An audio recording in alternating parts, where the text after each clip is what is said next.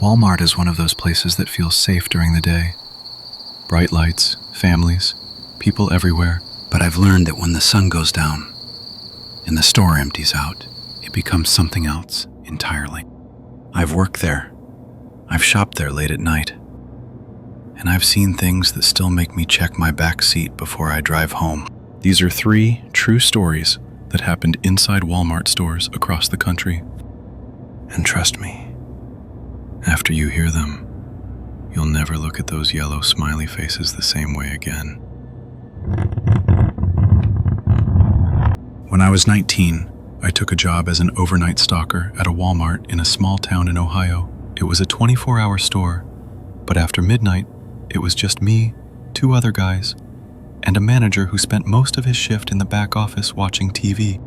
My job was simple: unload pallets, stock shelves, and keep the aisles looking neat. I liked the work. It was quiet.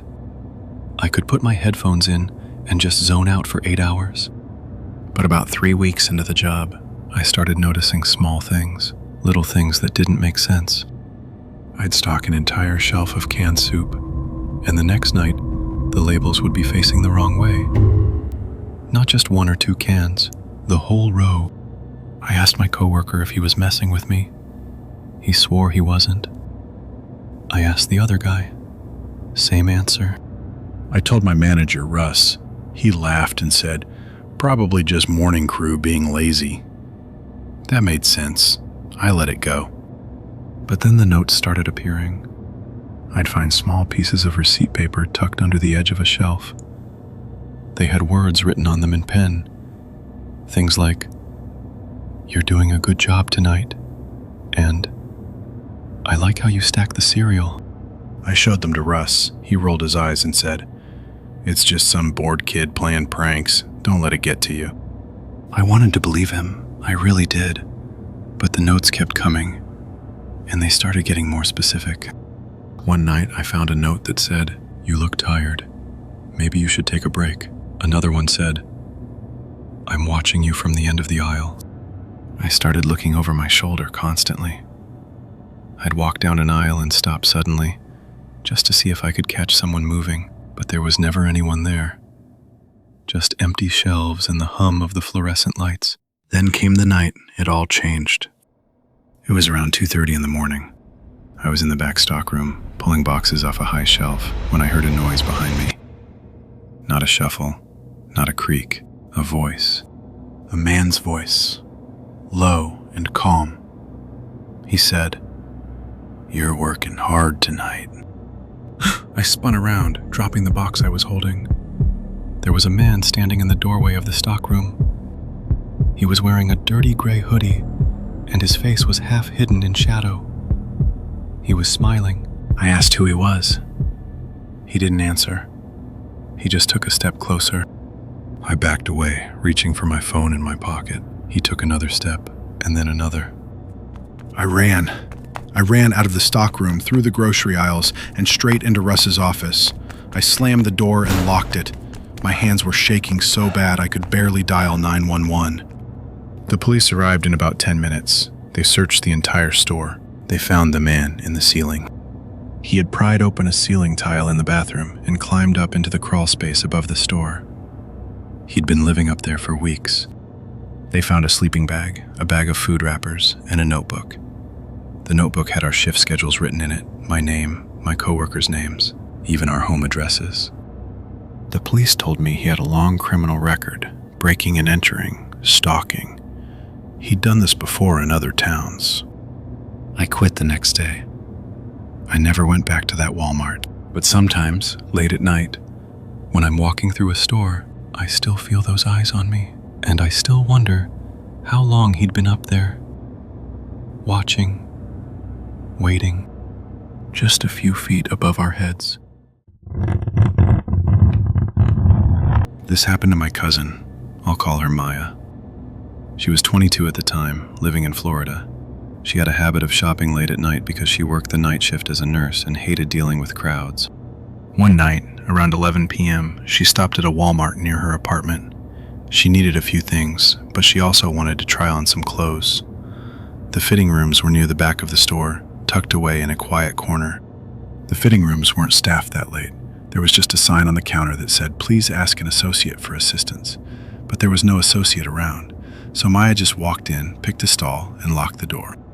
She was trying on a dress when she heard something from the stall next to hers, a soft whisper. A child's voice. It said, "Mommy! Are you there?" Maya froze. She didn't have kids. She was alone. She thought maybe a parent had left their child in the stall, so she leaned down and looked under the gap at the bottom of the wall. She saw a pair of shoes, but they weren't children's shoes. They were dirty, worn work boots, men's boots. Her blood ran cold. Then the voice came again, but this time it wasn't a whisper. It was a man's voice trying to sound like a child. He said, "Can you open the door, Mommy? I need help." Maya didn't say a word. She grabbed her bag, unlocked her stall, and walked out as fast as she could without running. She didn't look at the other stall. She just walked straight to the front of the store. She found a security guard near the entrance and told him what happened. The guard walked her back to the fitting rooms and checked the stall she'd heard the voice from. It was empty. But the guard noticed something. The ceiling tile above the stall was loose. He called for backup. Police searched the store for over an hour. They found the man hiding in the ceiling above the fitting rooms. He had a small knife, a flashlight, and a phone with multiple photos of women taken from the gap in the ceiling. Maya identified his boots from the photo she saw under the stall. He was arrested that night. Maya never shopped at Walmart again, and she never, ever went near a fitting room without checking the ceiling first. She told me something that still haunts me. She said, "The worst part is, if I hadn't looked under that door, I would have just assumed it was a lost kid, and I would have opened the door for him." She still has nightmares about what would have happened if she had. This one is mine. It happened about 2 years ago in Texas, where I live now. I was coming home from a friend's house, and it was almost midnight. I realized I needed milk for the morning, so I pulled into the nearest Walmart. The parking lot was mostly empty, just a few cars scattered near the entrance. I grabbed a cart, went inside, and got my milk. I was in and out in maybe 10 minutes. When I came back out, I noticed something strange. A man was standing near my car. Not right next to it, but close enough that it made me uncomfortable. He was just standing there, looking at his phone. I hesitated.